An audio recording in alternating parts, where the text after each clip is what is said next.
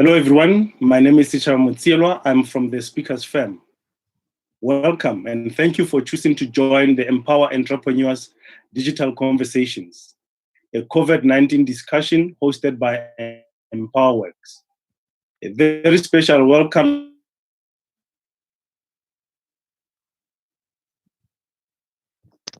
CEO of the Culture, Art, Tourism, Hospitality, and Sports Sector Education and Training Authority.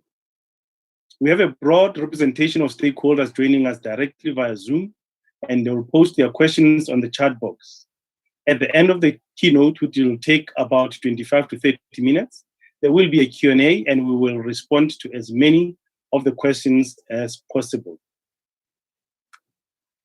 To get a direct invite to the next talk tomorrow, the 26th of May 2020, by Mr. Thabo Masubuka, former CEO of Construction Sector Charter Council, contact our WhatsApp number 082-088-5262 or visit the EmpowaWorks website, www.empowerworks.co.za, where you can also get information about other things that EmpowaWorks does, like Empower Men, Empower Women, Empower Youth, Speakers Firm, Leadership Summits, and events. We are live on the following EmpowaWorks digital platforms: YouTube, Twitter, Facebook, and the hashtag that we have been following for these conversations is EmpowaEntrepreneurs. COVID-19 has changed the world and has hit hard in the subsectors that you operate in, being arts, culture, and heritage, conservation, gaming and lotteries, hospitality, sports, recreation and fitness, travel and tourism. A perfect storm for you and everyone in these sectors. Over to you, Ms. Tumi Lebaka, CEO of the Casita. Thank you very much, Sichaba. Good evening to everybody joining us today, and happy Africa Day to everyone. Indeed, one must say, what a time to be alive. If you're an optimist like me, you will agree that it's not all gloom and doom. It may seem like it may feel like it, but indeed this global pandemic that we find ourselves in the midst of has forced us to just come out of our comfort zone. Being in this meeting today is a reminder that we need to arm ourselves with as much information as possible to fight this global enemy, which is COVID-19. The coronavirus at the moment has taken over as the #1 talking point worldwide. It has affected every sector in the economy and has forced us to start thinking differently. As a Casita, we are entering into uncharted waters. It has become increasingly very clear that post-COVID-19, it will not be business as usual. We need to put measures in place to ensure that we assist all our businesses to survive the economic impact post the COVID-19. As Casita, our funding is derived from the skills system levies, where mandatory grants by employers, they pay 1% of their annual payroll. The biggest challenge with this pandemic is that more than 80% of our SMEs are small businesses with less than 50 people. Clearly, indeed, at this particular time, they're most hard hit. The stance on skills development is indeed changing. There's a complete overhaul on how things need to be done going forward. We know for sure that the need for training will forever exist. But with the outbreak of coronavirus, we need to see a different approach in order to respond appropriately to the new market needs and the restrictions that have been placed on us. We really need to be very agile. Who would have thought that when the likes of Gogo, Esther Mahlangu, and Maxhosa started, that they would become world icons and sell brands that to some extent were undermined by global markets. Our training needs to be relevant, not to only South Africa, but to the market globally. We need to train learners that who will become global players in the future. COVID-19 came at a time when Casita was starting to reap the rewards as the intervention where we partnered with the Chinese Cultural and International Education Exchange Center, where we had sent off around 150 TVET learners on a work-integrated learning program. This program was designed to give our hospitality, tourism, arts and culture college students on an on-job experience in a country that is well known for innovation. This was just another way of exposing South African learners to different cultures that would aid them in becoming employment creators as they open their own businesses. Needless to say, while some of these learners finished their programs, some had to be brought back at the outbreak of the virus. They could not finish their training and will await the government to give us direction on the way forward for them to continue with their training. As our Minister of Higher Education, Training, Science and Technology continues to say, what is more critical now is to save lives, while we also save the academic year. Casita also partnered just a few years ago with Gibbs in an executive development program, which had a global module that sought to expose our learners and leaders to global business so that they must stay competitive and adapt in a changing world. Casita, also one of the core businesses, is looking into career guidance. The SETAs are responsible for this outcome. As a SETA, we now need to look at new innovative ways to fulfill this critical function without max expos that have become the norm in the past. We need to start looking at computer-assisted career guidance systems that are designed to help high school learners, universities, college students to make informed and educated decisions going forward. The 2020 academic year has now taken a complete new turn. We therefore have to respond in an equally more innovative manner to meet the demands of these learners. Online training has now become the largest part of these learners' experience. And as a SETA, we need to be equally as responsive. But here's the big question. How is Casita responding to the situation at hand? I must indicate, Chaba, that at the onset of the lockdown, there was no clear guideline regarding the payment of stipends. As you would understand that SETAs would normally pay stipends after training has taken place or learners have been in the workplace. However, the Ministry of Higher Education and Training gave an undertaking that all SETAs must pay stipends during this time. This would also form part of relief. Contracts with students, with service providers will be extended for training to continue after the lockdown. Casita is at the forefront of skills development for the sectors that are hardest hit by the coronavirus. Yes, I do agree that all sectors of the economy have been hit hard, but there are those sectors that are hit the hardest.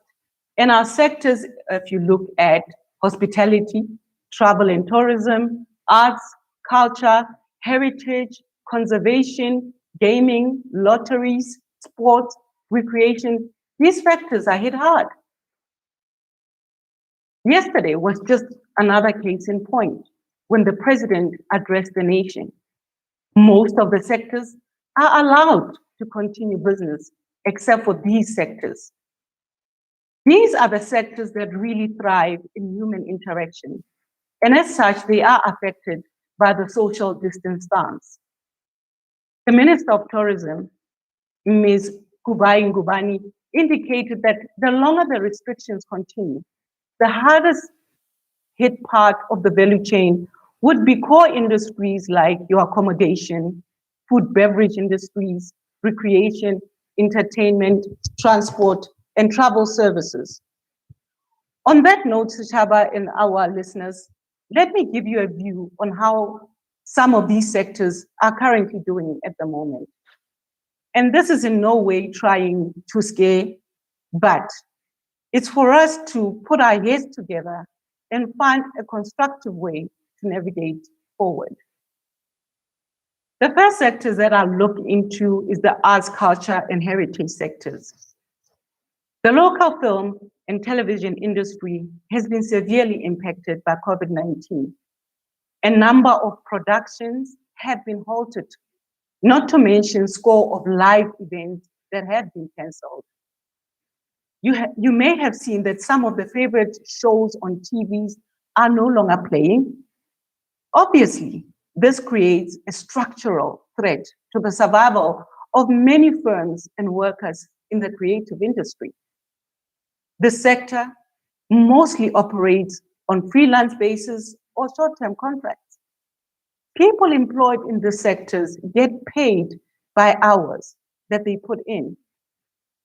I'm sure you will agree with me that given the situation, they hit hard.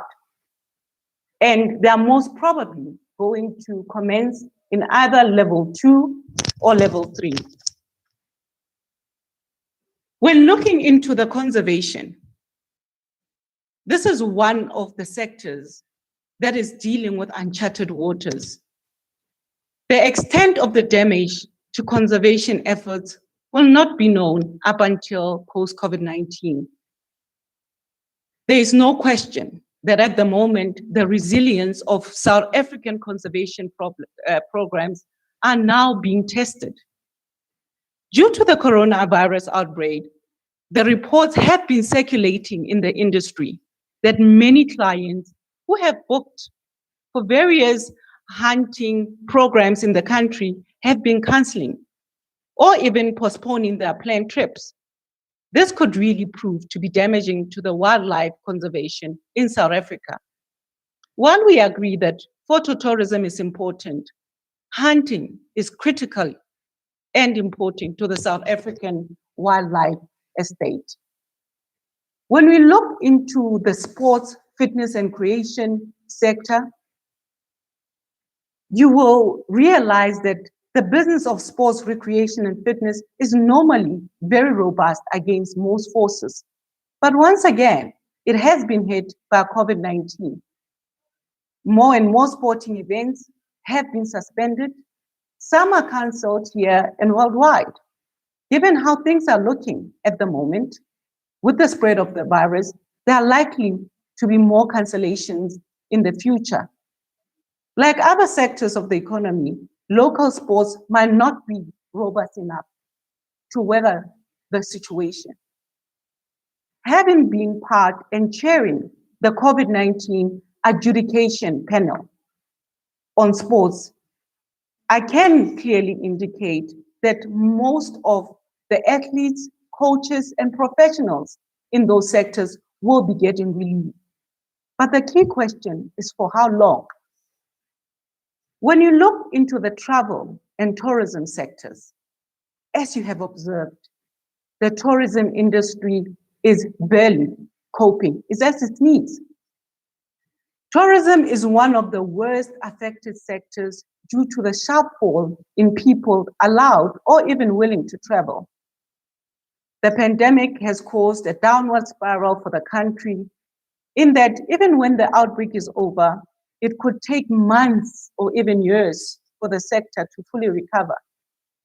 The public health response around the world include travel restrictions, quarantines, event cancellations, closure of guest houses, Airbnbs.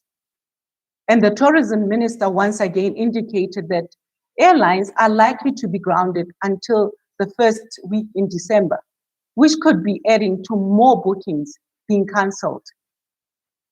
Looking into the hospitality industry, the virus does not only affect certain parts of the hospitality industry, it has a snowball effect into other industries as well.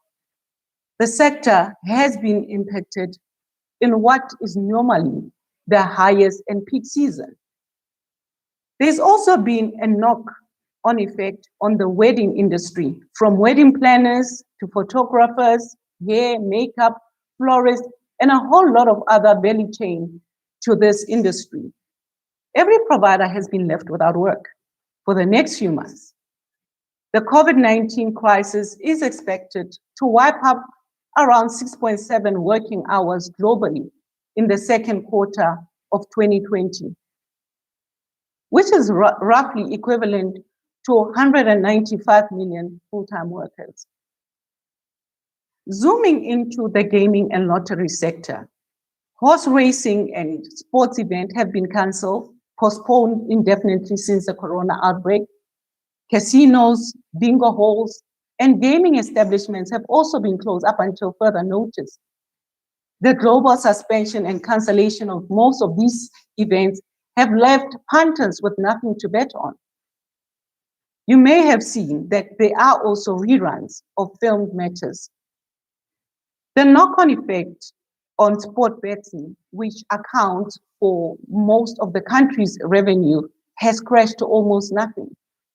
This is one of the sectors that is likely to open in the lower levels of the lockdown. It is common cause that the lockdown measures, which have seen sports and horse racing suspended globally, have had an unprecedented and devastating impact on the racing business, with revenue reduced to virtually zero. In addition to the number of casinos that are currently closing down in the sector, which means that the impact will be surely great. There will be loss of jobs.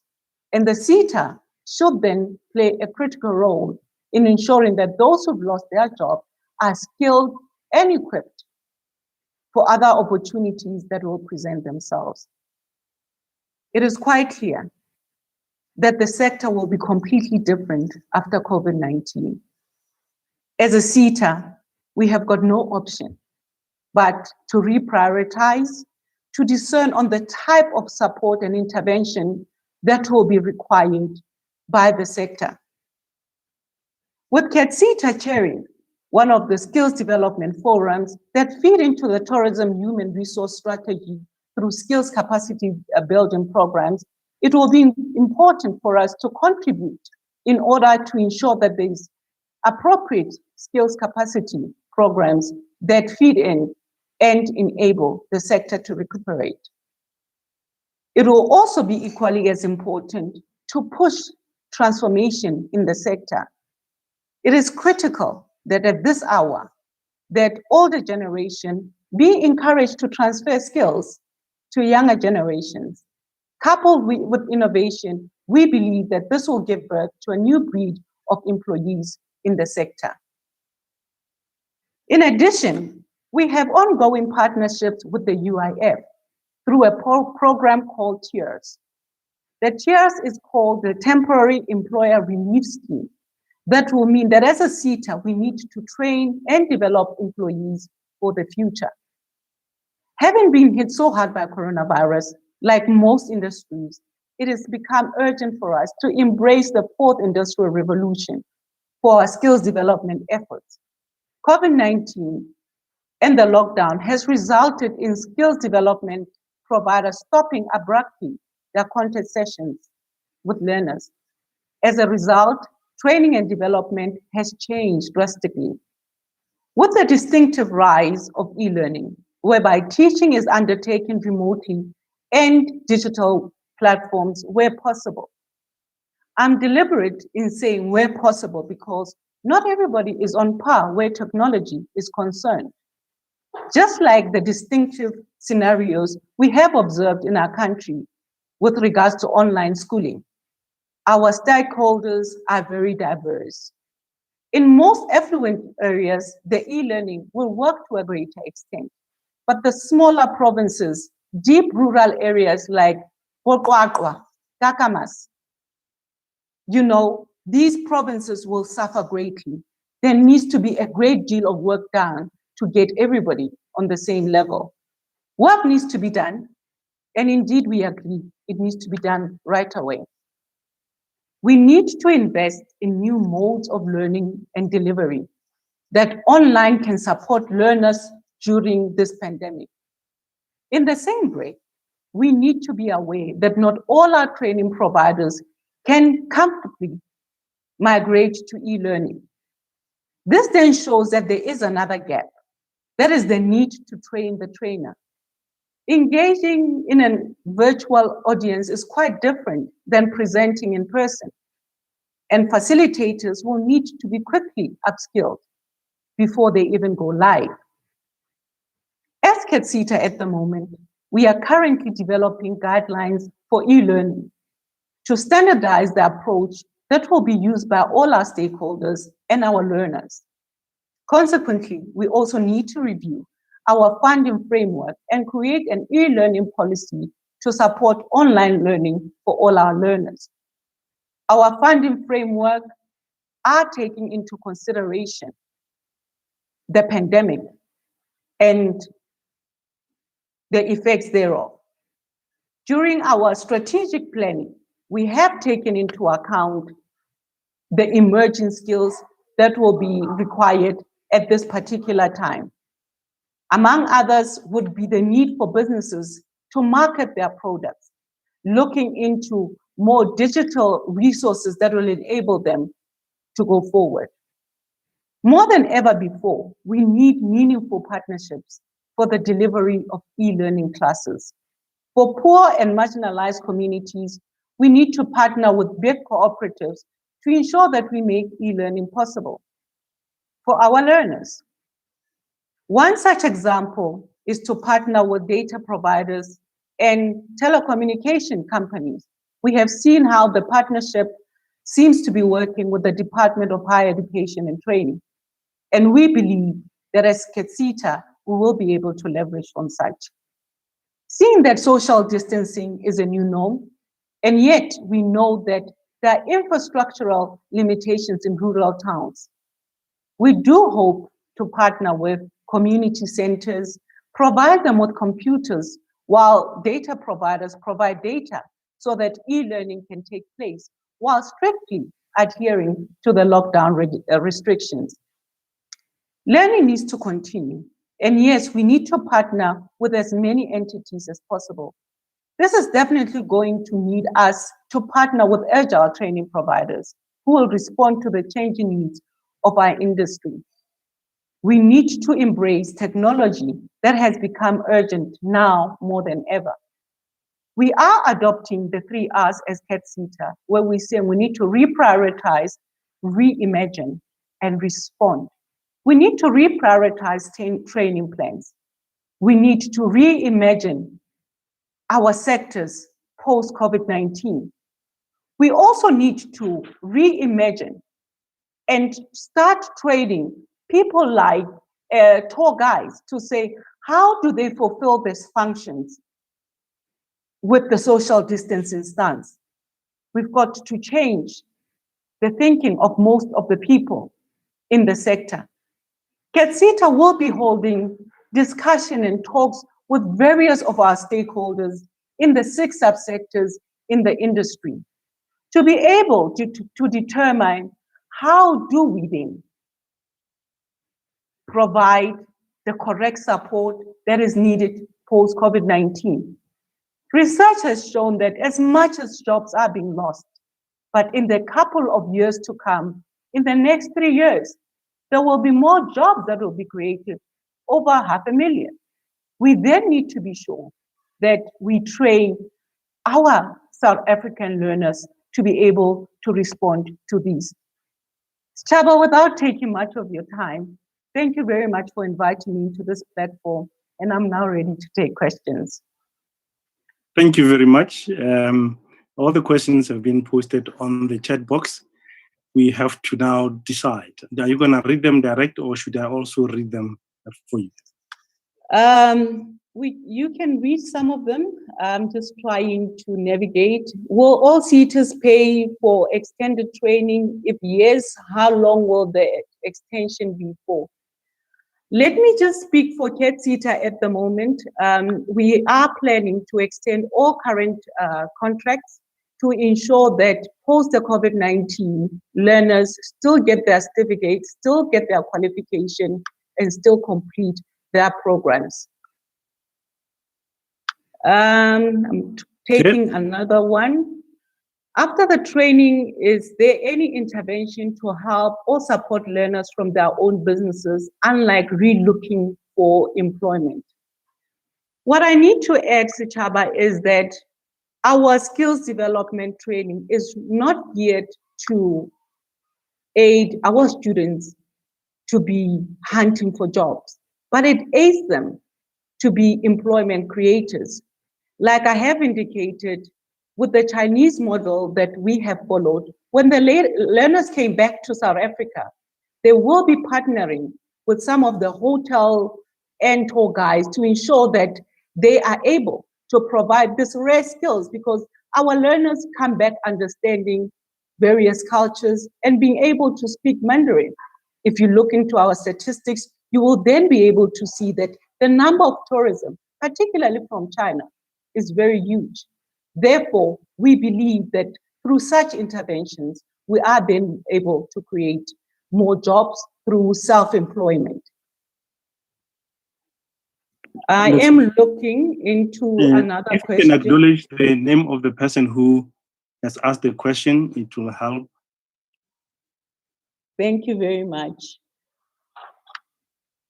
From Nonchantla Dube, it says, how come it's so difficult for graduates with sports management qualification to find jobs or even get internship opportunities for that matter? These graduates end up joining security companies, diverting to other fields that don't necessarily have passion for.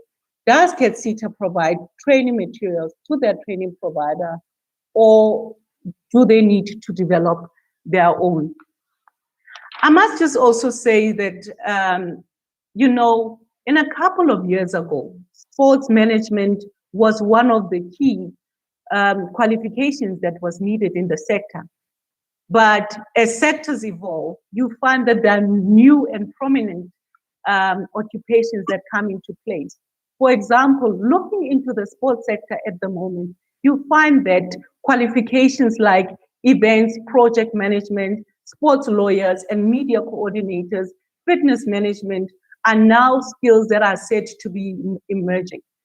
The reason I'm responding this way is that we need to be mindful that what used to be attractive to the sector 5 years ago may no longer be attractive.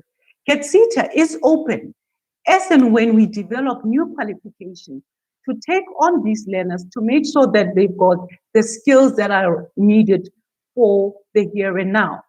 We will be embarking, after engaging with many of our stakeholders, with qualifications that are really current and what the market seeks to develop.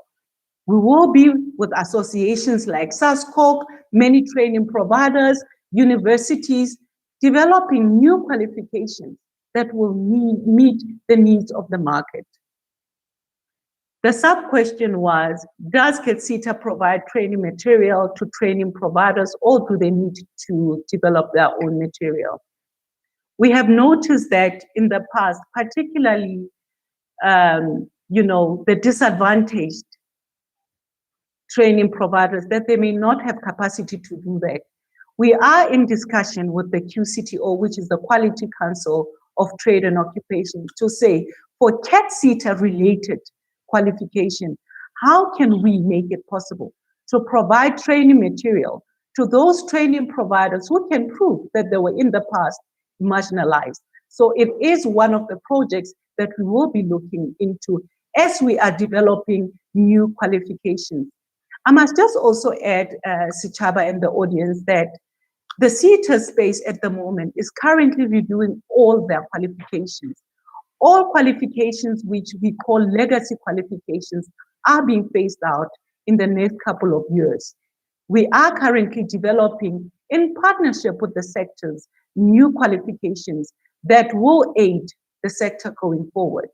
So for these qualifications, as and when we develop them, as and when they are registered by SAQA, we will make learning material available for the category that I have indicated earlier.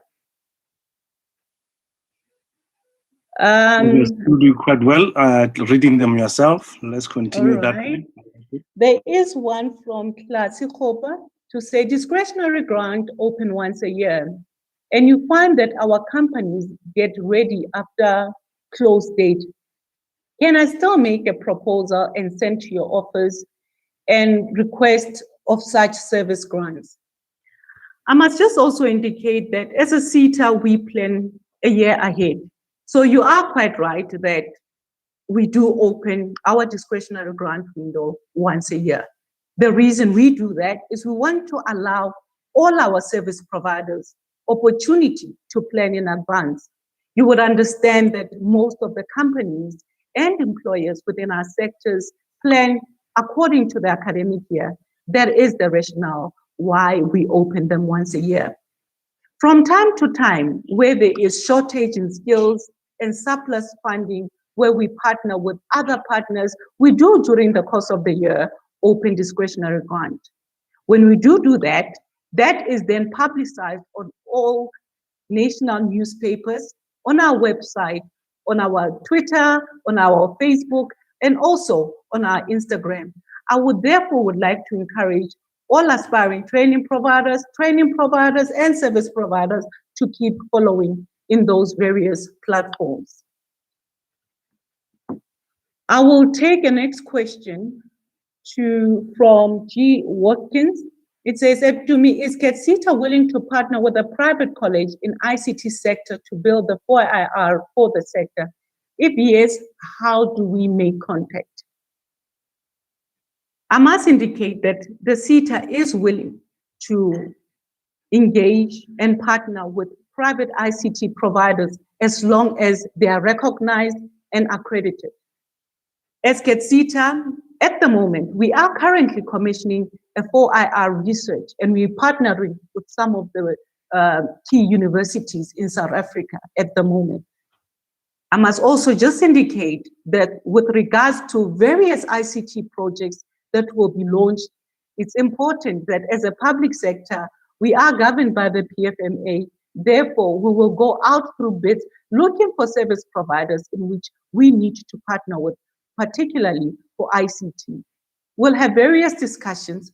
We are looking at the moment in taking out what we recall a request for information so that we test the market to say what type of available resources and systems are available in the sectors to enable Casita to then roll this out into our 6 subsectors.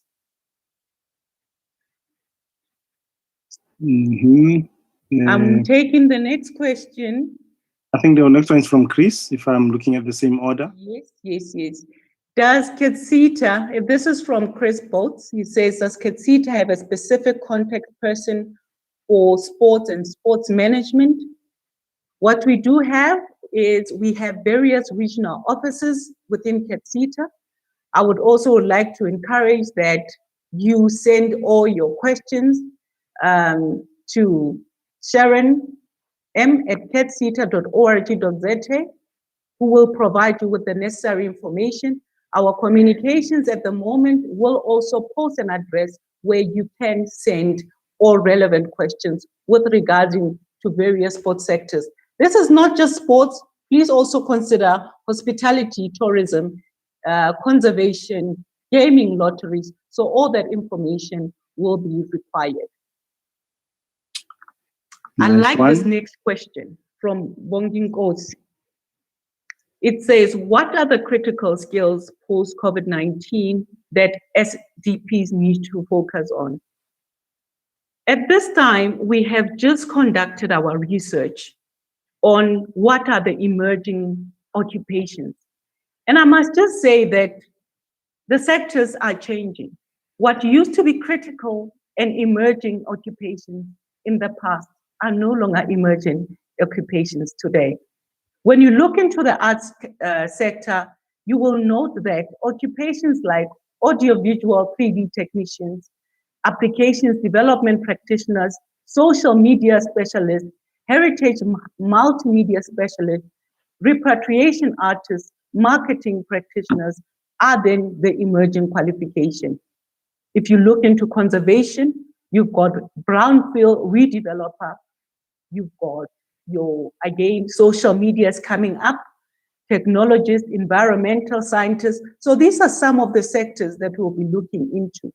When looking into your gaming and lotteries, we've got sectors like occupations like your marketing data analyst, website designer, customer relations specialist, and industry psychologist. What I like about the list that I'm currently reading is that this is what the sector, after engagement with them, are saying these are key and crucial.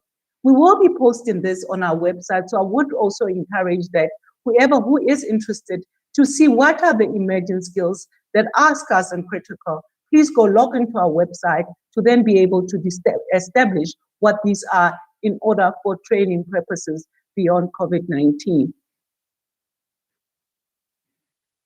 We still go to the next question. Rapula.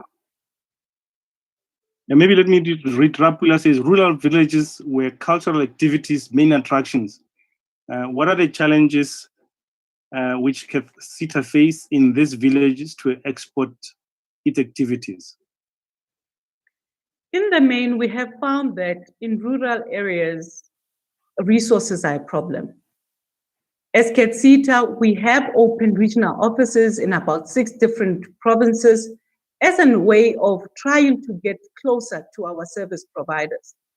What we have done is through their regional offices, we are then able to engage with community centers, TVET colleges, in order to reach these particular sectors. I must just also indicate that in this financial year, we have particular KPIs that talk to us partnering with community colleges. This then brings training closer to the rural areas. We are always looking for ways in how we can capacitate our rural areas. For example, if you look into the tourism subsector, we are busy having discussion with the tourism department as well as stakeholders to say, let us look at more better ways of advancing tourism in the various rural areas, utilizing homestays instead of Airbnbs and so and those types of interventions. So we are working hard to try see how we can develop our own rural areas as destinations of choices. Thank you for that. I think class is again. The next question. Right. The next question is Musi Moraga. It says there is a need to strengthen Casita's support to service providers. Often, service providers are left to own their devices to comply with Casita requirement. And as a result, most service providers end up opting out or being left out of the process. In the past few months, even before COVID-19 hit, we did realize that most of our service providers, particularly aspiring service providers, find the processes to be at times very tedious. We have invested time in going to those particular areas to train our service providers and take them through the process. We believe that with the development of learning materials going forward, the burden will be eased. We believe that this will enable rural service providers to also be accredited. I did talk about transformation when I spoke earlier. Transformation is one of the agendas that are top on the list for Casita. Therefore, we will be strengthening all efforts to ensure that we capacitate all service providers. We'll be going back to the lists to check which of the service providers who are previously disadvantaged, who are not accredited, to ensure that they are accredited going forward. Maybe to give you a break, let me read this one from Luvuyo Mgangelwa. With respect to transformation, what is the plan to bring on board emerging and sustainable Black providers? And how do interested parties express interest in such activities? Thank you very much. I think this is a relevant question in the here and now, because as Casita, we are really looking, and we're currently developing our transformation charter, which I'm hoping that as the executives of Casita will be in discussion in the next few weeks. This transformation charter in the main seeks to ensure that we adopt and bring closer the emerging and sustainable Black providers. All this will be done in the ambit of the National Treasury regulations without also contravening on the PFMA. Once this document has been approved, it will be made public through our website to all stakeholders. Going forward, also our procurement processes will therefore adopt all the principles that the Transformation Charter will be looking into. Thank you. I think Nonhlanhla's question around when will the discretionary grant window be open, you've already answered. Let's move on to Shaks, who says, how will assessors facilitate empowered in respect of online learning? As I have indicated earlier in my talk, we are currently developing an online guideline on A, how can accreditation be sought?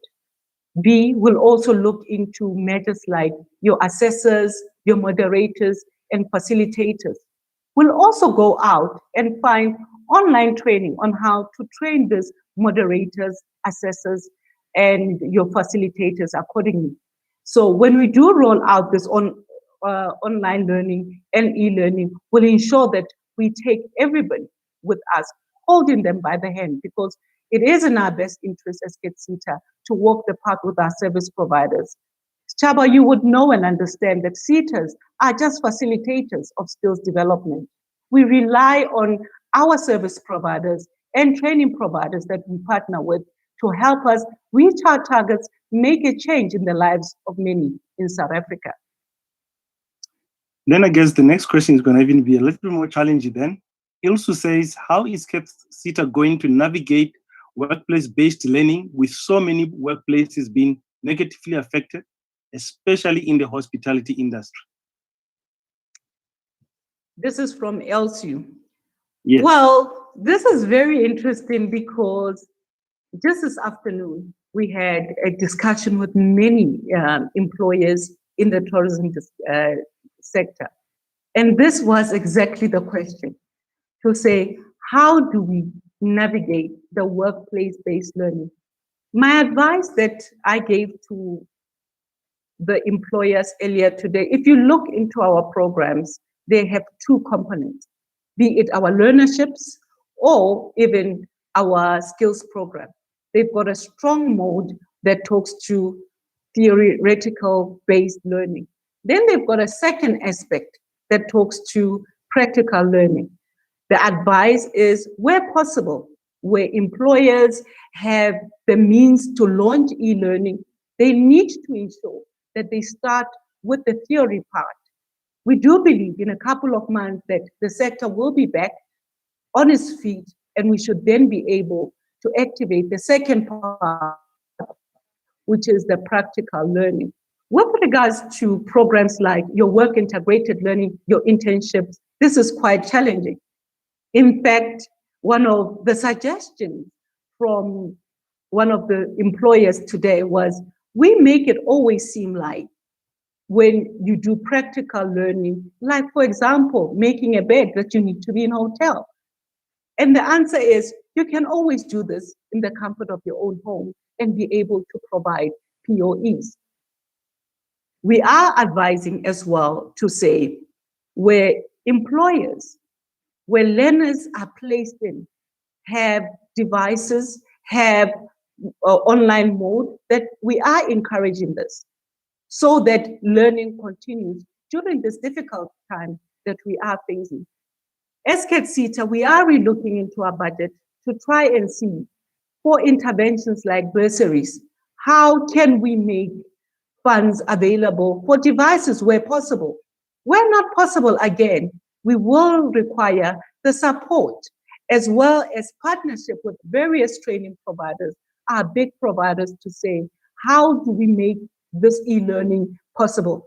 So once the strategy is clear on particular work integrated learning, we will take this forward.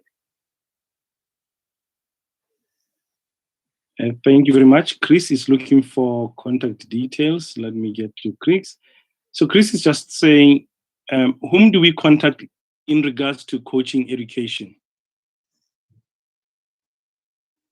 As indicated, there will be on the chat, there will be various communication lines that will be open, contact details to say who do you contact with regards to the various subsectors.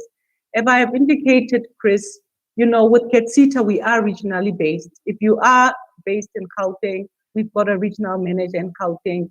If you are in the Limpopo province, we've got a regional manager there. So what we will do is once we get this information, we will then assign it to the correct person who will then be in a position to aid you. So I guess he has to go to the website to be able to log the details and then it to be channeled to the right place. Yes. Am I correct in that interpretation? Okay, thank you very much. And then the next one that I can see here is from Mila Skosana. As correctly mentioned, arts, culture, and heritage have been affected. Is Casita doing anything to assist churches, especially priests, to be digitally literate and reach out to the communities they serve? One of our indicators is really looking into the illiterate market and people in our various subsectors. Casita has a program where we are trying to ensure that particularly marginalized, we've got what we call adult education training. This looks at intervention like your literacy. We will be rolling out various programs. Like I have indicated earlier, Casita has gone back to the drawing board. You can imagine that, as far back as January, we had a clear plan, clear strategies that have got to be put in place. We're currently reprioritizing through the research that is currently being conducted. Again, with support of the industry, we'll be going back and saying, which are the key priority skills that we need to prioritize now? Yes, we understand that chef is important, but let us look beyond COVID-19. What are these skills that we'll prioritize? And in the order of priority, we will then be capacitating the entire sector, including arts and culture and heritage that has been affected. Arts and culture and heritage, you will notice that this sector in itself is SMME based. As Casita, we are working with the sector to try and ensure that we do capacitate as much as possible. Last year, around October, November, we opened a special window with the intention and objective of capacitating this particular industry. I must indicate that most of the funding that was made available in that particular window went directly to the arts, culture, and heritage subsectors. These are some of the programs that we will be engaging with going forward.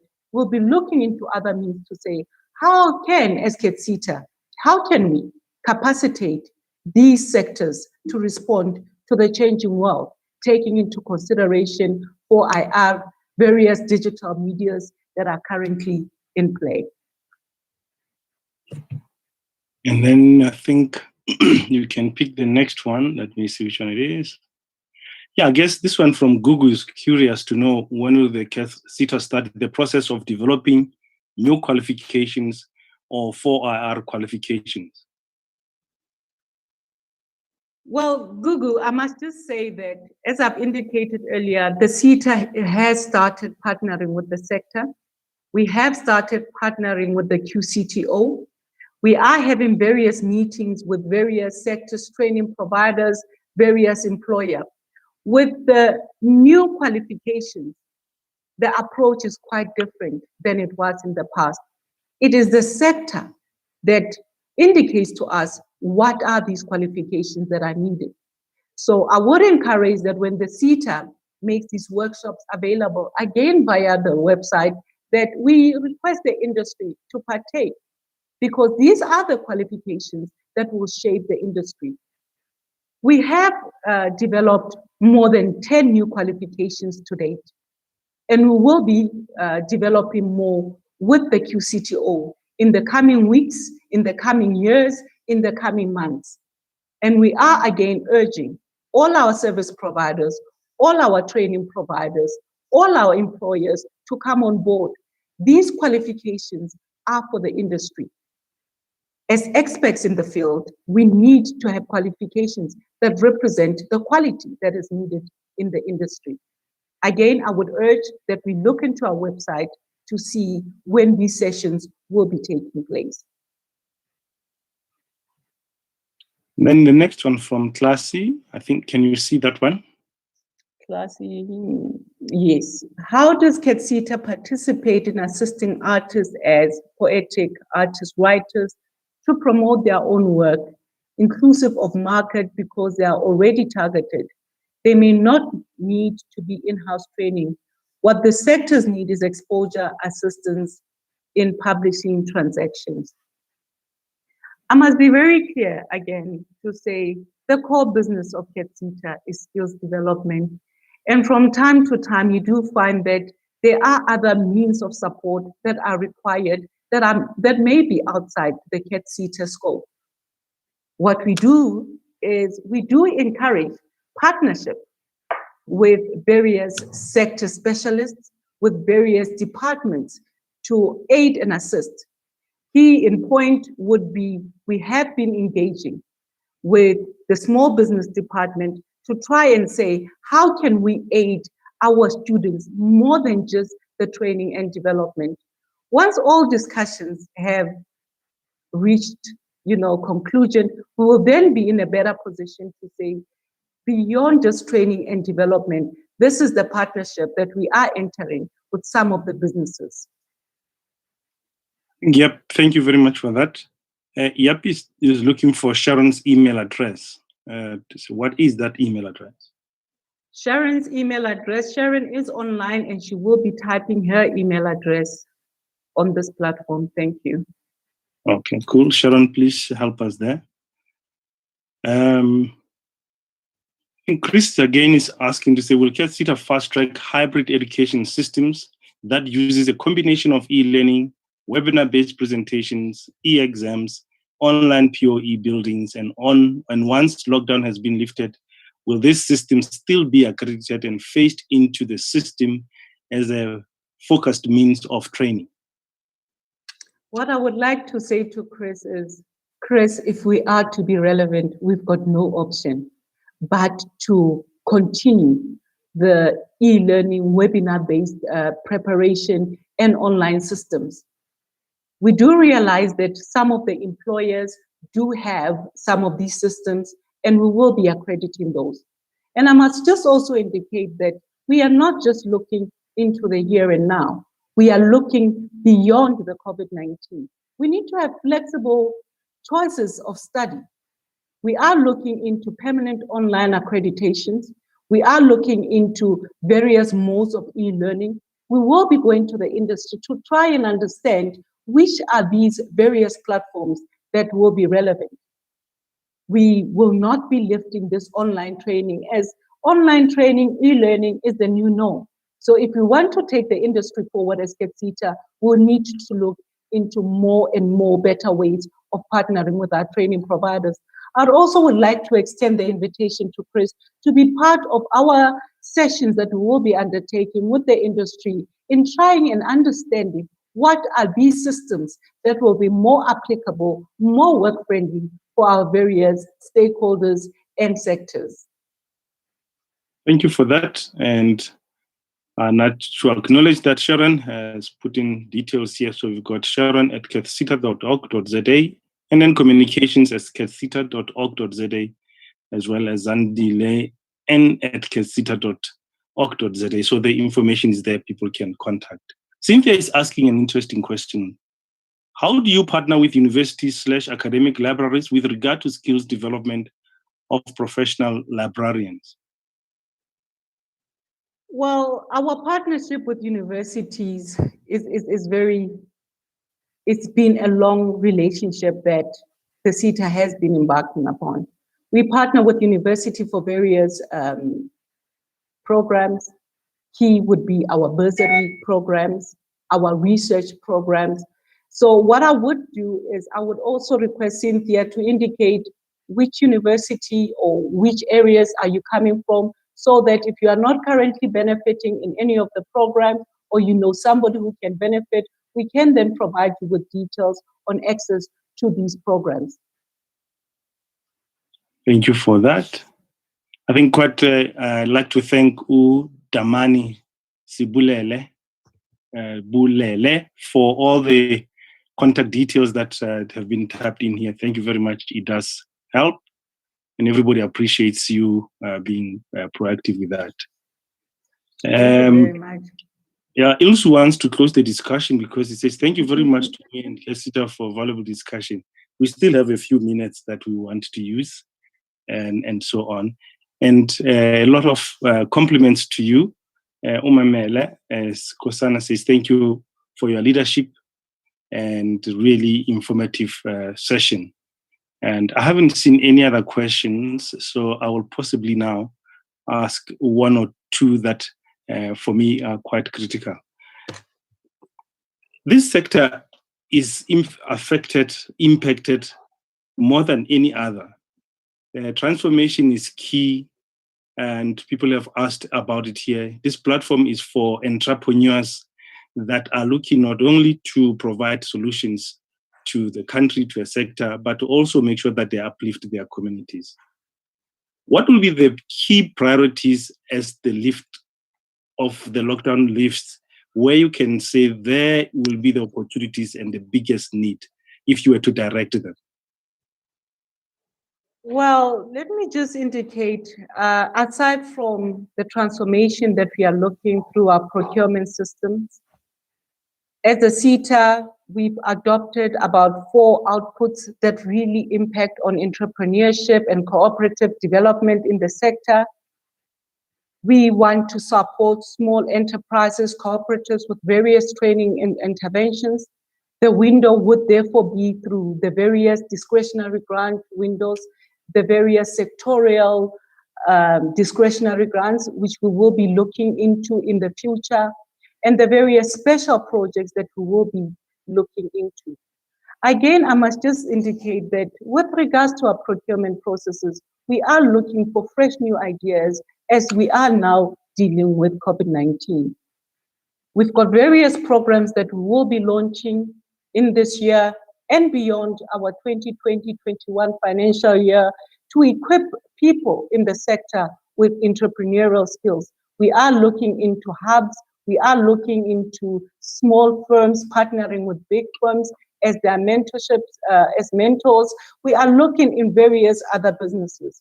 We're also looking into supporting various CBOs, NGOs, NPOs with the various skills development and training initiatives. I would like to urge as many of the service providers in this platform, training providers, just to take note of the new changes that will take place post-COVID-19. We will also have even new interventions that may not yet be mentioned on this platform. As discussions comes to conclusion with various stakeholders, we'll be in a better position to indicate where are other entrepreneurial opportunities and activities taking place. Thanks, Chaba. I think as we round up, I'm going to put up my face very soon. In less than 30 seconds, Uluvio is asking, is there any way to contribute to the transformation charter for the city? Is drafting, even if as a non-paid participant. The charter is very valuable as it will affect us for the years to come. And as you answer that in 30 seconds, if you can just highlight what you are looking forward to post-COVID-19 lockdowns. Wow. What am I looking forward to? Well, coming from a tourism travel industry, I am really looking forward to exploring various opportunities in our country, in Africa, and also internationally, so that we ensure that our learners, our employers are global players. We have seen that South Africa has got talent, and this is one of the areas that we want to open doors, we want to open windows for them to participate in such. Again, the question from Luvuyo, please do send your email through to communications in order for us to indicate how you can contribute or what, and understand what your plans are with regards to the transformation charter. Thank you very much, Sitaba. Thank you so much for staying with us for the full hour. Really appreciate it, and the engagement has been live. And plus, it does acknowledge that to say this has been quite informative, and thanking everybody. You were listening to Ms. Tumi Lebaka, CEO of Casita.